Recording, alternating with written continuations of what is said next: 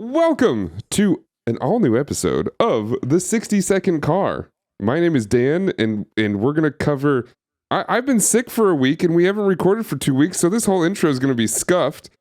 My name is Dan, and welcome to minute 54. Is that right? 54. Yes, sir. Do you know what time it is? Damn it! What's that? I fucked it up. I thought we were trying to say it at the same time. Dude, this whole intro is scuffed. It doesn't matter. Kick the music. All right. 60-second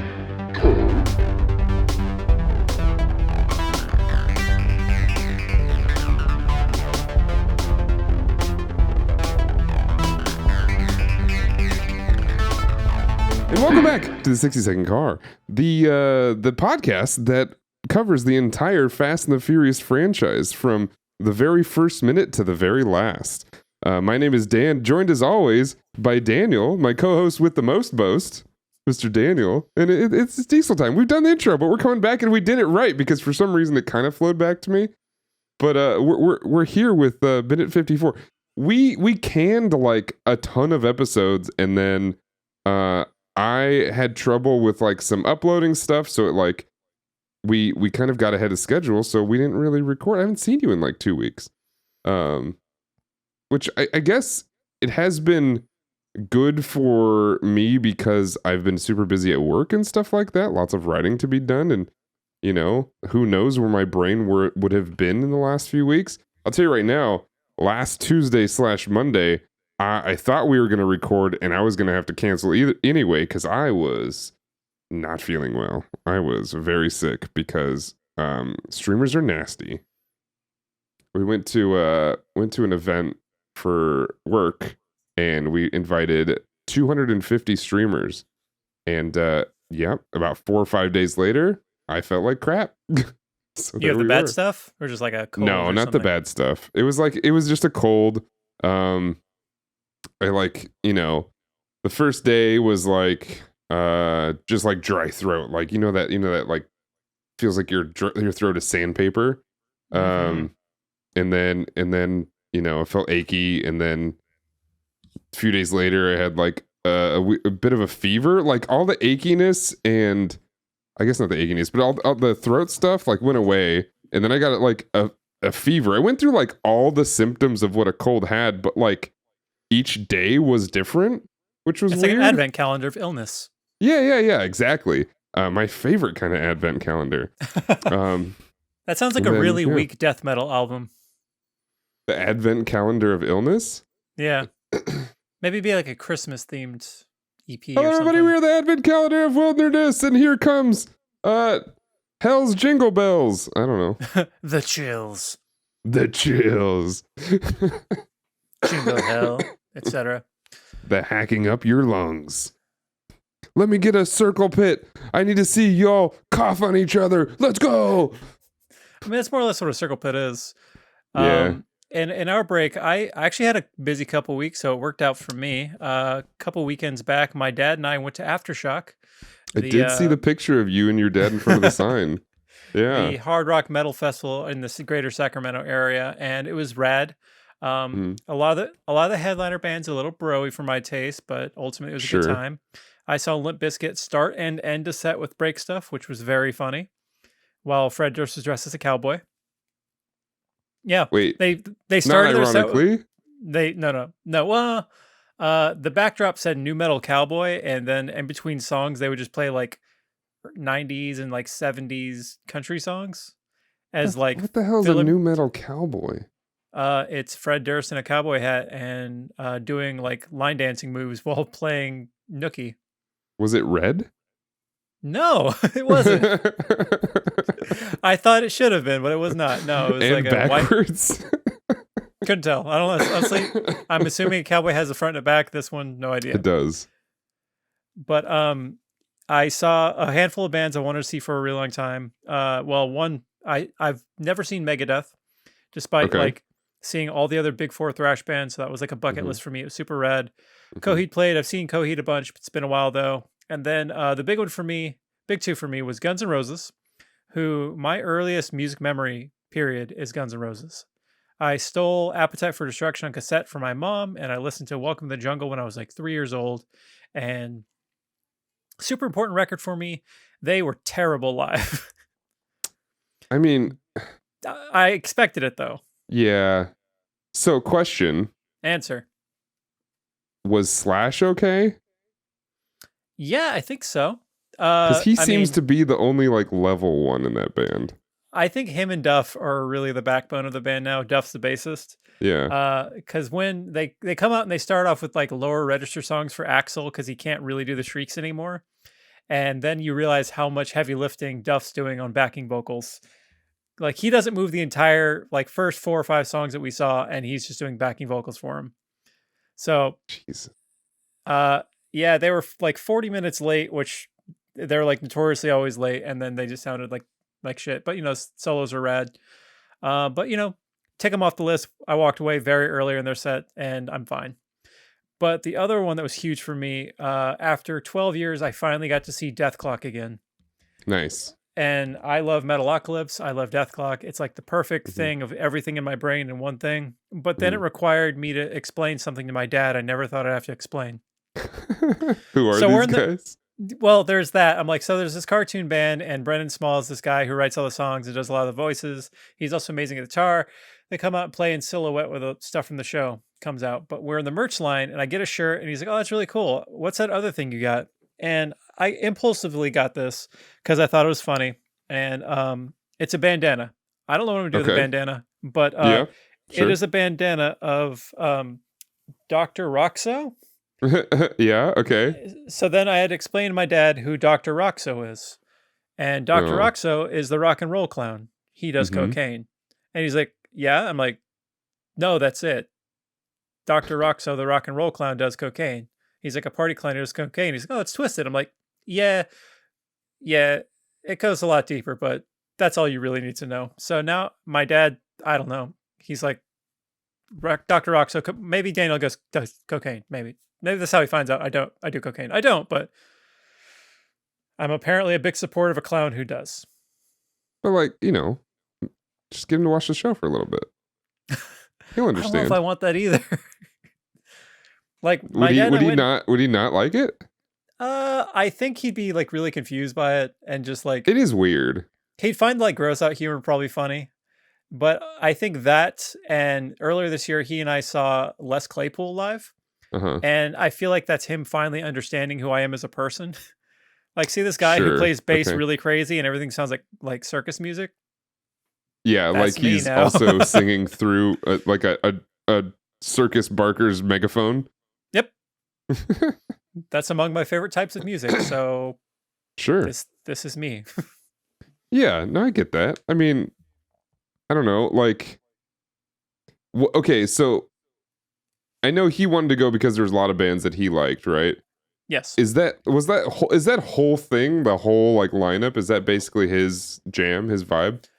Like, your Stone Temple Pilots, he really wanted to see Pantera, who canceled kind of last minute. He likes Korn a lot. Like, we saw them back in, I don't know, 06, 07. Korn's pretty great. I like Korn. They were against Death Clock, so I missed them. I made my choice, and I don't regret it. How many stages? 4. Wow. That's a lot of stages. They usually had 2 going at the same time, and yeah, they were like alternating. Sure. That's interesting. I mean, there's a lot of like resurgence of the 2000s nu metal right now. It's very weird. It is quite weird. There's a lot, but there's like, so like my Instagram, and we talk, dude, it's like, we'll have a segment of this show that is Instagram algorithm update. Wait, is it Sick New World? No. Oh, it's not. Okay, that's what mine is. Okay, but it is a lot of people talking about how. So it's a lot of women talking about how these are the metal bands I'm into and why it's cool to like these bands, and it's also what makes me quirky and different. Like 2023's quirky and different. I guess it might be just mostly millennials for it though, but it's like 2023's quirky and different is I listen to Slipknot and Korn and Metallica and all these huge, and I mean obviously Metallica's been huge for a while, but like all these like 2000 new metal bands that were like generic metal got played on the radio and stuff like that. And I'm very confused as to what the whole goal behind this is. Because I don't know if it's like I am trying to fit in, I just want to talk about my interests, or if it's like they're attempting to farm likes from your typical dude bro on Instagram. And I kind of feel like it's the latter, like the very latter. But, I mean, maybe, but I kind of see it like whether it's real or not, it's getting more spotlight on metal, so ultimately it's for the better. So sure. I'll take it. Yeah. And don't get me wrong, like I love Korn and Slipknot. I think Slipknot is actually, I'm appreciating them more later in life, because when they were first like kind of big in middle school and high school, I was like, I don't know if this is for me, but they've really cultivated like this sort of wholesome following in a way. I think there's a lot of people who felt like maybe losers in high school and middle school, and were like, oh, you guys have, never abandoned us, and you guys keep making music, and you guys still have fun and stuff like that. Even though, like, didn't the lead singer of Korn like leave and do a Christian album by himself? That was the guitarist Head, which led to the t-shirt Korn gave head to God. Okay. Yes, that's the only reason I remember if it's Monkey or Head. But in the last few years, Fieldy, the bassist, also left to do like his own thing, and he's also like quite religious now. But his was less dramatic. I don't know. Head's back, Monkey's there. It's some man on drums, Jonathan Davis. It's all good. Was all of Limp Bizkit there too? You had John Otto, DJ Lethal, Wes Borland, and honestly, I don't know the guy playing bass, but he called them all out by name, and he took us to the Matthews Bridge. Hell yeah. That's great. That's fantastic. Somebody posted something about Wes Borland today, and I responded with, just keep on rolling, but I got to remember what it is now. Oh, Wes, is a buddy of mine, posted Wes Borland's Life Aquatic. I thought it was funny. All right. I'd probably watch that. It's just a bunch of people who are painting their body mostly like skeletons and then looking for fish. Sure. The Fish the band. Oh, yeah. Don't get me started on Fish.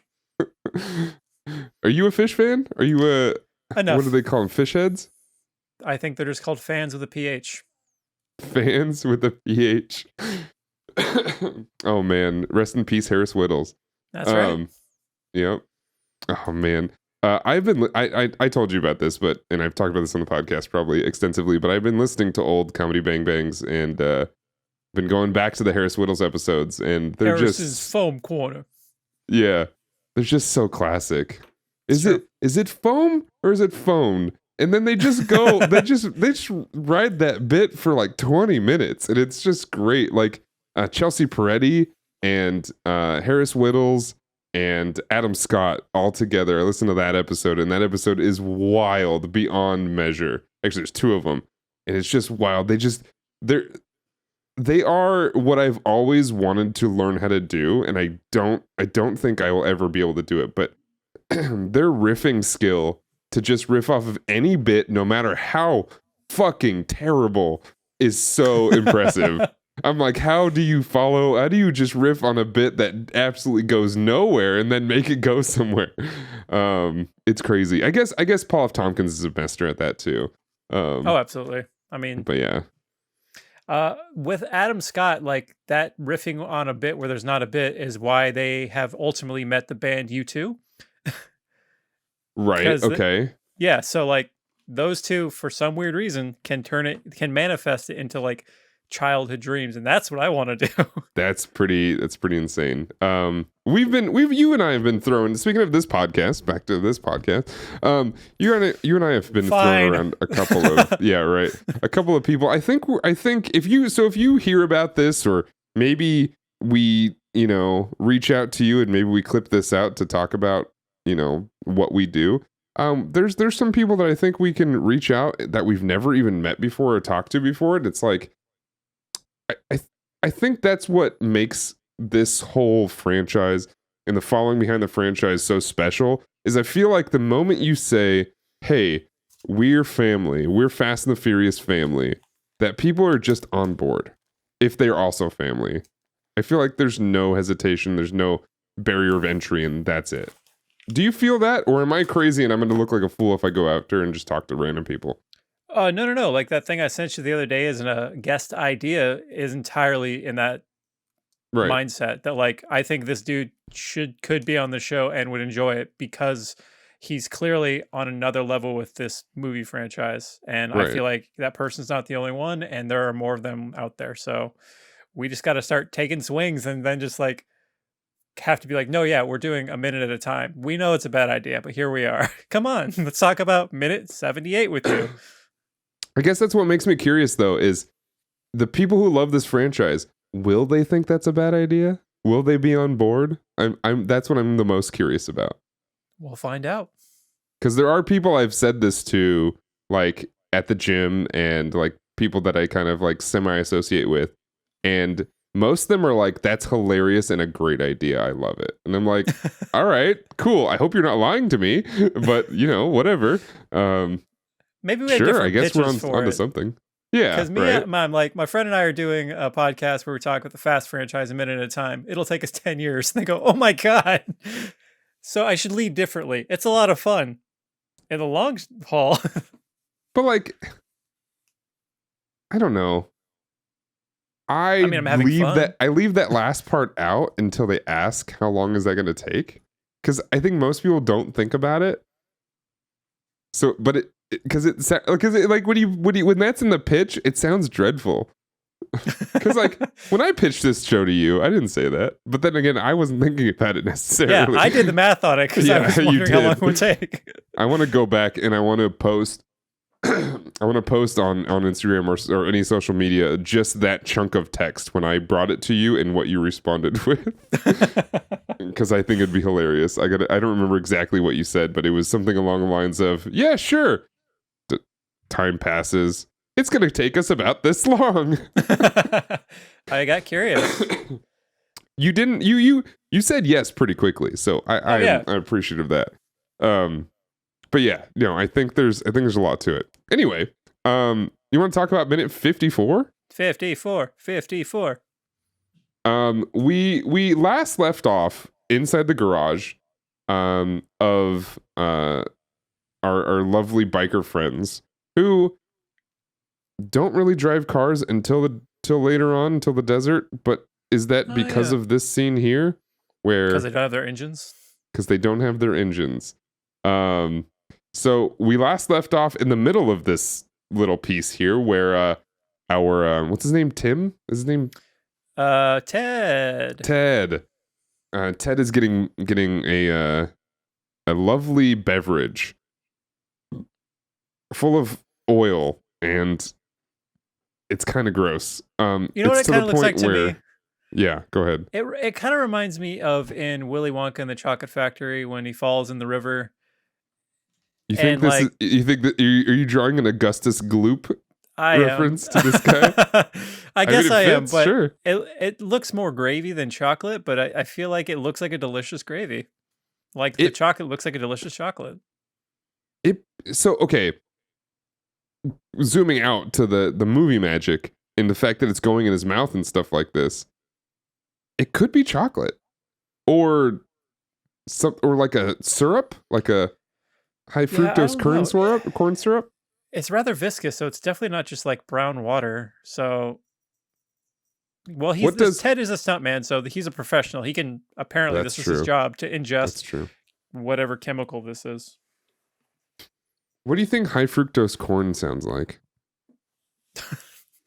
You know how there's that trend of videos where people just take a song and they speed it up? It's that. It's just like it's if Crazy Frog did corn. Is if Crazy? Oh no! Somebody needs to make that for me right now. So it's sped up and it's so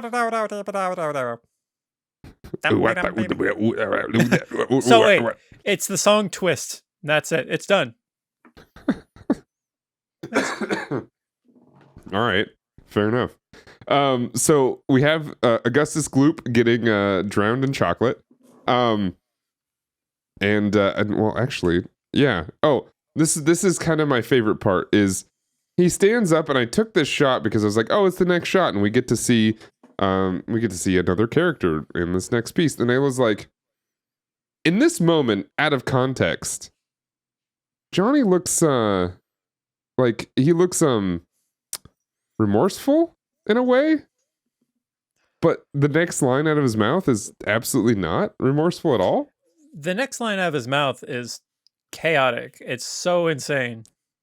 But like, I trying to do my own little zoomy thing on it. My thing's not working. Why won't it let me zoom? I guess I see the remorse on his face. There we go. But I guess it is remorse because he is remorseful of the fact that there's oil in his shirt, I guess. That's it. That's what it is. He realized his perfectly pristine pressed shirt now has a little mark on it. And I think his thumb does as well. Yeah. Come on, Ted. Hold your liquid chocolate. Hold your chocolate. That's interesting. Hold your chocolate, Ted.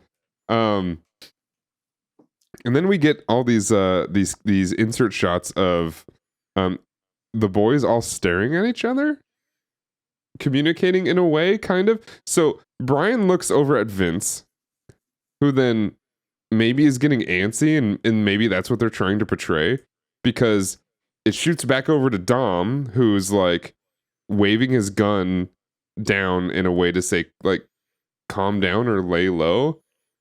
Is Dom like sitting down, like he's sitting on a tire. No, oh yeah, kind of, but I think he's sitting on a tire, so his knees are just higher.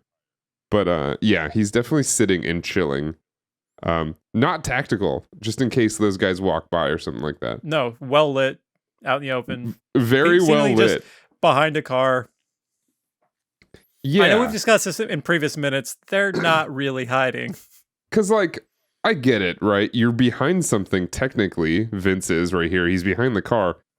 But you can see that from clearly across the garage. There's nothing hiding. And there's a lot of Johnny's people in this garage, as I think I have shot.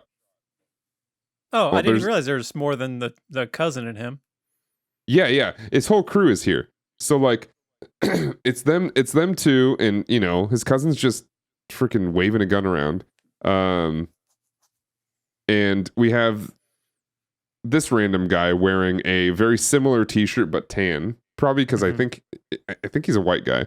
So it must be a different color. And then, you know, he's got two more boys over here on their bikes as Ted crawls over, because here Johnny has to say, kiss my shoes.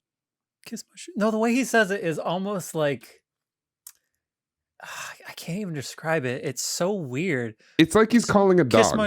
Kiss my shoes, Ted. Like he's trying to get a dog to approach him that he actually like stepped on the dog's tail. Come on, kiss my shoes, Ted.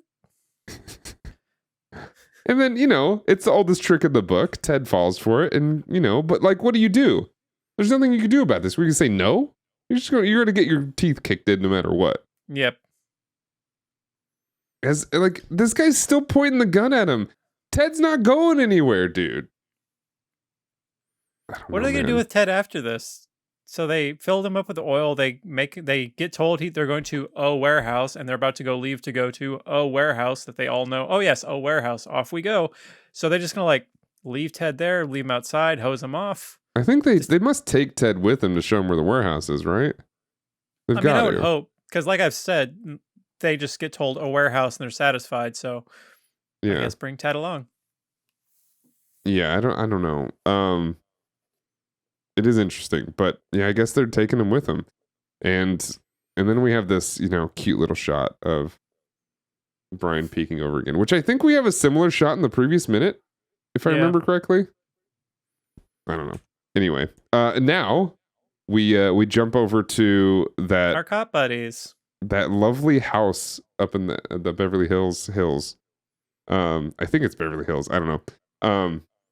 In this lovely house, and they start talking about everything. And this, I forgot how big this guy's suit is. He looks like fucking David Byrne.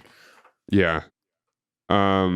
and they start talking about, I forget what they say before the minute cuts off, but oh, right. Here is where we get another reference to, I forget exactly what he says, but he references Ted. I have the line. Oh, do you? Go ahead, please. He's a top echelon fence with a lube hose in his mouth.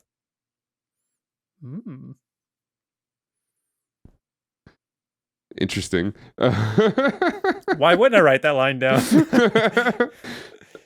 I was hoping you did, because I was like, oh, that's a good line that I'm definitely going to remember. I didn't. I did not. But yeah, he a top echelon fence with a lube hose in his mouth. And I think he's complaining about like, oh, is that all we have and stuff like that? Because this whole meeting is about how they're asking about all the perps, and we'll get to that in the next minute. But these guys think that Brian's not doing his job, basically, even though he's like fully cooperating and giving. It seems like he's giving all information, and even though he's basically flipped, he also hasn't really lied about information yet. Not really. They haven't really even shown him like lying by omission or anything. He seems to be giving everything up. Right. Which is odd for somebody who has flipped, or I guess this would be him still flipping or something. Yeah. No, I agree. But in the next minute, we'll talk about something that kind of clues into maybe telling the audience that he's flipping. I don't know. But we'll get to that in a sec. We're actually getting some spicy stuff here in the next minute. So, if you enjoyed this episode and everything we talked about here, we're going to start talking to a lot more dialogue here. As always, my name is Dan, joined as always by Daniel, and you can catch us over on youtube.com/Danotage, or just go to danotage.tv/60secondcar to get all the links and all the podcasts and stuff. I want to shout out Essie Koisa, who is somebody who watches my streams a lot, but he's also somebody who has been going through and like basically throwing a family pun or talking about family in some sort of way to basically all of our episodes. Yeah! And I feel like it's been worth a shout out. Who's this? So his name is Essie Koisa, which is a ship. Essie Koisa, your family. Your family, yes. Who is, I guess it's the name of a ship from The Expanse. I think there was an episode where we were talking about the unions and strikes and stuff like that, and he left a comment that said families are basically unions if you think about it, and goat emoji.